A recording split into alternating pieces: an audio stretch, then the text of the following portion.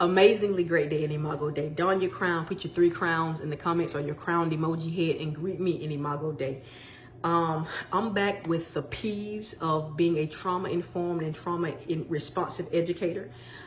Because when you realize that trauma is real and is common for our students, for people in general, and you become trauma-informed and trauma-responsive, your life is going to be much better as an educator. And so I'm back with another P of being trauma-informed and trauma-responsive. And it's the weekend. This is an early morning PJs post. And I was tempted not to do it on the weekend, like teachers need a break. But then God reminded me and said that the P that you're doing today is perfect for the weekend, because this P is being personal, okay? To be trauma-informed, you need to be personal. I talked about parents, and then I talked about positivity or being positive. Let's talk about being personal, okay? Let your students know you're human. Be transparent about some things. I build a strong connection and a strong rapport with my students because I shared my story, and a lot of them had the same story of, mother being strung out on drugs, not knowing a father, growing up in poverty, and that kind of thing. On the weekend, this is why I think it's perfect that I did this on Saturday, because I've had students to say, you know what, some teachers see you in the streets, they don't want to speak. They act like they don't, or I've had students ask me, Miss Green, Miss Brackens, when I see you on the streets, are you one of those teachers that don't want to speak?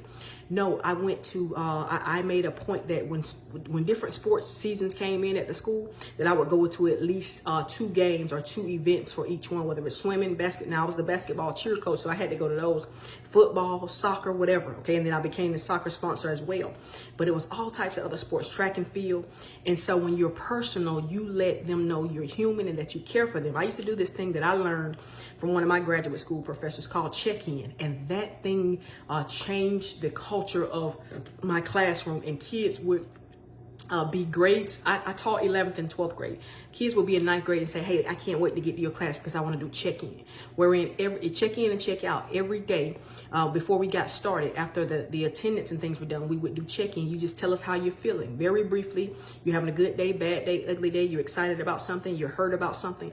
It helped me relate to my students better, as well as prevent some things like fights, deal with them on the level that they were because something bad happened at home.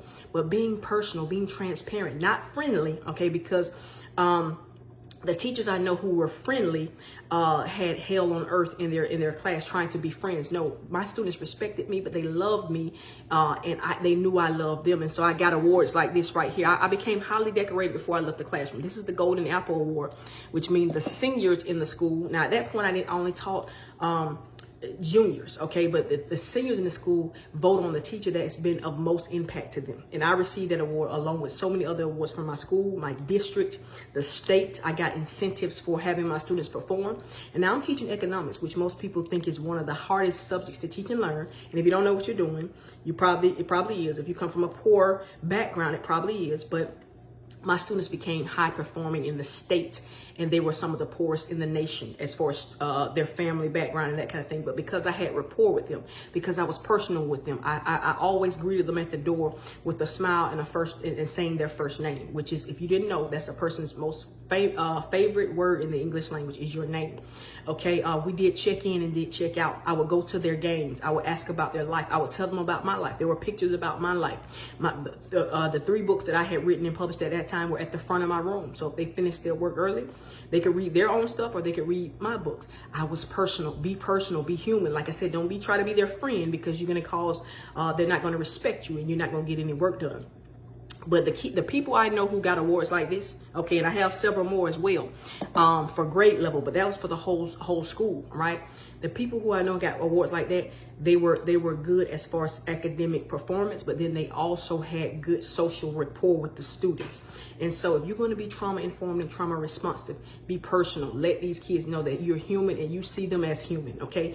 It's not all about an agenda. I know we have standards to cover, but I want to see how you're doing today before we get started. That's where the check-in came from, and it revolutionized my teaching career. All right, so I want you to remember, you can learn your way out of every situation and onto any destination. That's why you and I are connected. Have a great day in Imago Day, and I'll see you soon, you trauma-informed and trauma-responsive educator who's going to do great things in your classroom and in the world. All right?